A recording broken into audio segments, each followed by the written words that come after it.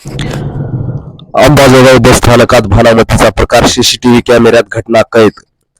अंबाजोगाईच्या मध्यवर्ती बस स्थानकात शुक्रवारी पहाटे 2 मनोरुग्ण महिलांनी अक्षरशः धुमाकूळ घातला. बस समोर लिंबू कापून अघोरी प्रकार करत धावत्या बसेस अडवल्या.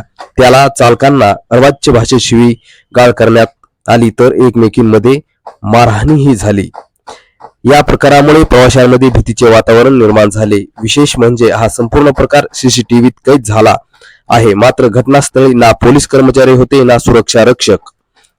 स्थानिकांच्या मते बस स्थानकात संशयित व गुंड प्रवृत्तीच्या व्यक्तींचा वावर वाढला आहे.